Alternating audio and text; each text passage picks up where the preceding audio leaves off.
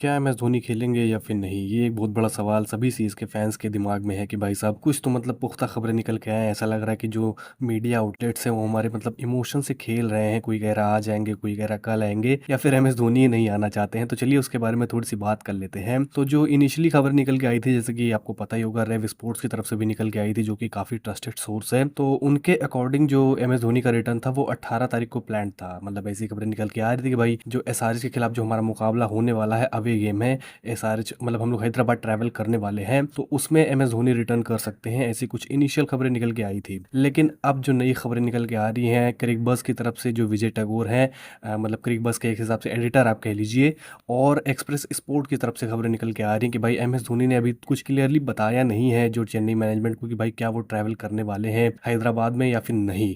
तो ये एक बहुत बड़ा सवाल है और आज ही टीम ट्रैवल करने वाली है तो मतलब आज एकदम क्लियर पता चल जाएगा कि भाई एम एस धोनी गए हैं या फिर नहीं और उससे आप उसका भी अंदाज़ा लगा सकते हैं कि क्या वो खेलेंगे नहीं। अगर गए हैं तो खेल सकते हैं, अगर नहीं गए तो इसका मतलब नहीं खेलने वाले हैं। तो ये कुछ जो स्टोरी है वो निकल के आ रही है कि भाई अगर एम एस धोनी ट्रैवल करते हैं आज तो वो खेलेंगे, अगर नहीं करते हैं तो नहीं खेलेंगे। और उसके बाद एक्सप्रेस स्पोर्ट ने एक चीज़ और बताई मतलब ये जो विजय टैगोर वाली खबर थी उसमें ये बताया गया था कि भाई एम एस धोनी ने मतलब क्लियरली बताया नहीं कि वो ट्रैवल करेंगे या फिर नहीं। लेकिन जो एक्सप्रेस स्पोर्ट की तरफ से खबर थी उसमें तो ये था ही, उसके अलावा एक चीज़ और थी जो था कि 23 तारीख को जो वानखेड़े में मैच होने वाला है मुंबई इंडियंस के खिलाफ उसमें एम एस धोनी खेलते हुए दिखाई देंगे और उसी मुकाबले को एम एस धोनी अपने दिमाग में रखे हुए कि भाई वहाँ पे अपना रिटर्न करना है वानखेड़े स्टेडियम में। तो ये 2 खबरें निकल के आ रही हैं। अब अगर आप इस दोनों को कंबाइन करोगे तो भाई यही मतलब एक सार निकल के आता है, कंक्लूजन निकल के आता है कि हो सकता है 18 तारीख वाले मैच में एक बार फिर से हमें एम एस धोनी ना देखने को मिले। अब देखो जिस तरीके से चेन्नई सुपर किंग्स इस समय खेल रही है, जो बहुत सारे जो मेजॉरिटी ऑफ द फैंस है मैं कहूँगा, उनका जो दिमाग है वो बदल रहा है धीरे-धीरे।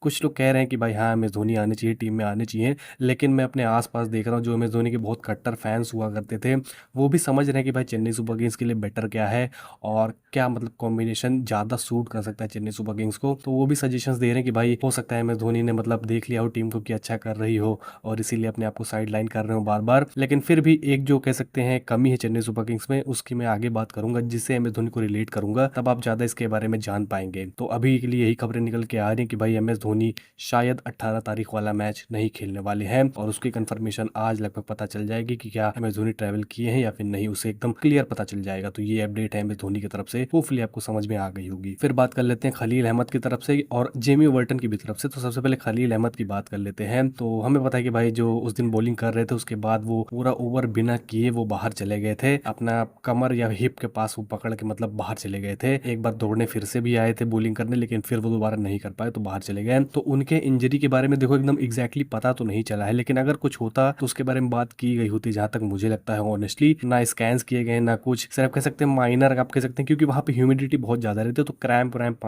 मान के चल सकते हैं। अभी उसके ऊपर कोई अपडेट है नहीं, तो मुझे लगता है कि मतलब कोई सीरियस इंजरी है नहीं, वो डेफिनेटली फिट रहने वाले अगले मैच के लिए भी, तो आपको ज्यादा चिंता करने की जरूरत नहीं है। मेरे अकॉर्डिंग तो यही लगता है इन माय ओपिनियन। फिर बात कर लेते हैं जेमी ओवर्टन की, वो भी अपना कंधा पकड़ रहे थे उस मैच में, लेकिन उनकी तरफ से भी यही खबर निकल के आने की भाई थोड़ा सा कह सकते हैं डिस्कम्फर्ट था उन्हें, लेकिन अभी एब्सोल्युटली फाइन है। तो ये दोनों ही प्लेयर जो हैं वो हमारे 100% फिट हैं, तो ये कह सकते हैं बहुत ही पॉजिटिव साइन है सभी सीरीज के फैंस के लिए। और खलील अहमद के ऊपर आप यही मान के चलिए कि भाई कुछ सीरियस था नहीं, अगर कुछ आएगा तो मैं आपके साथ शेयर कर दूंगा, लेकिन अभी आप ये मान के चलिए ऐसा कुछ चिंता करने वाली जरूरत है नहीं। फिर जैसे कि मैं बात कर रहा था कि भाई एम एस धोनी से रिलेटेड एक बात मैं करूंगा आगे जाकर, तो वो चेन्नई सुपर किंग्स की फिनिशिंग हमने पिछले मैच में देखा और पिछले के पिछले मैच में भी देखा कि जो चेन्नई सुपर किंग्स की फिनिशिंग है वो थोड़ा लैग कर रहे हैं हम लोग यार। मतलब अगर आप देखोगे एकदम अच्छे से, मतलब उस तरीके का बैटर है नहीं आखिर में जाकर जो कि सभी बॉल्स पे छक्के लगाने की एबिलिटीज़ रखता हो।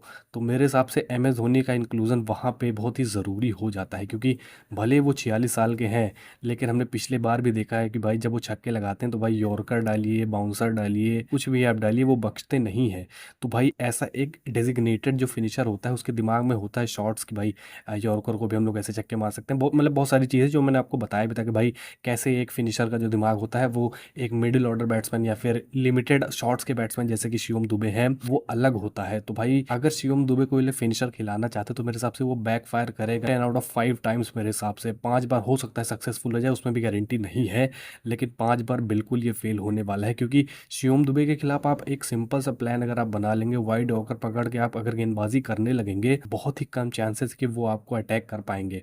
और हमने पिछले मैच में काफ़ी अच्छी तरीके से देखा, क्योंकि ब्रावो काम कर चुके हैं शिवम दुबे के साथ, उनको पता है उनकी लिमिटेशंस क्या है, और डेथ में कुछ उसी प्लान को फॉलो करके उन्होंने वाइड यॉर्कर्स पे वाइड यॉर्कर्स डाली हैं। और शिवम दुबे बताइए, मतलब उसके प्रेशर में वो फुल टॉसेस भी मिस कर गए हैं। तो वही मैं कह रहा हूँ कि भाई एक ऐसा प्लेयर हमें चाहिए आखिर में, भले ही एम एस धोनी ना हो, भले ही कोई और स्टेप अप करे, भले ही प्रशांत वीर आ जाए, हमें एक ऐसा प्लेयर चाहिए, भले ही रामाकृष्णा घोष जो कि सभी के फेवरेट हैं कोई आ जाए, लेकिन वो नीचे डाउन द ऑर्डर एक हमें ऐसा बैट्समैन चाहिए जो कि फिनिशर का काम करके दे, जो कि हमारे लिए काफ़ी इंपॉर्टेंट पोजीशन है।